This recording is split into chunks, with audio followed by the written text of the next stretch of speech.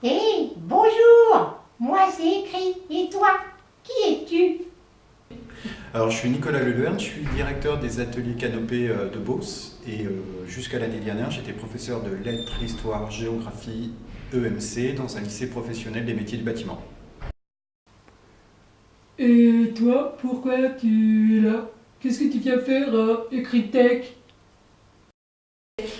Alors, je viens présenter un atelier qui s'appelle Comment je me suis trompé, qui est un atelier finalement sur l'esprit critique et qui dit que la première chose qu'il faut faire quand on veut enseigner l'esprit critique à des élèves, c'est d'avouer que parfois on se trompe.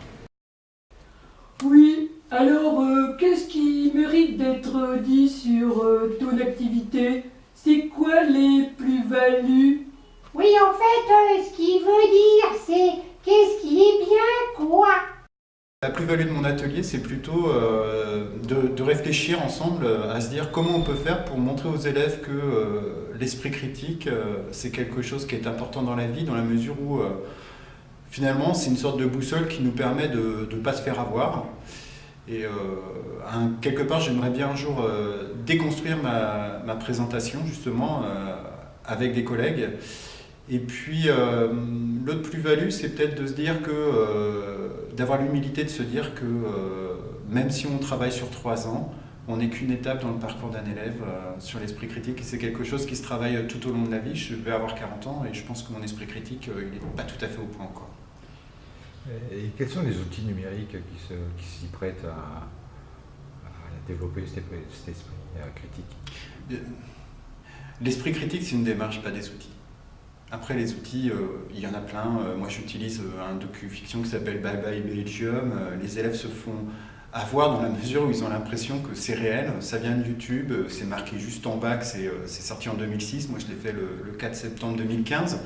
Et ça a marché. Ils ont eu l'impression pendant une journée et demie que la Belgique était vraiment en train de se diviser en deux. Et puis après, au bout d'une heure et demie, j'arrête.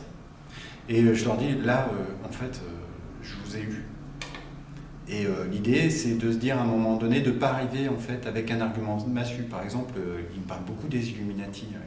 Première fois, je leur dis non, mais les Illuminati, ça n'existe pas. Quel est l'intérêt de dire ça? L'argument massu, ça n'a jamais persuadé personne.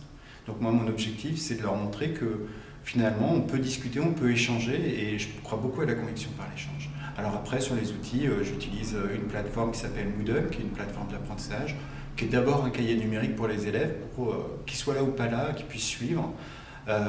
J'utilise des vidéos, j'utilise beaucoup des documents partagés, voilà. J'essaie de favoriser leur intelligence collective, mais j'utilise aussi un outil analogique qui s'appelle le papier et le crayon pour créer des mind maps, voilà. Que parfois on met au propre sur le numérique, mais le plus important c'est d'abord de le faire. J'essaie de construire des portfolios aussi de mind maps. Pourquoi? Parce qu'en fait, pour que les élèves puissent retracer le chemin de leur pensée, c'est important ça, le chemin de sa pensée. Et souvent les élèves en fait, ils sont perdus à un moment donné, mais comme nous parfois. Alors quand on fait des portfolios, on peut se dire tiens, où est-ce que je me suis trompé? Ah, c'est à cet endroit-là où j'ai peut-être fait une erreur. Qu'est-ce que vous en pensez? Et ils vont aller du côté du groupe.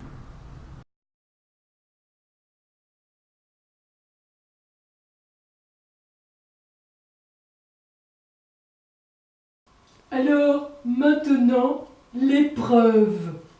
Ah oui, l'épreuve, oui, l'épreuve. Allez, et serais-tu capable de dire ça?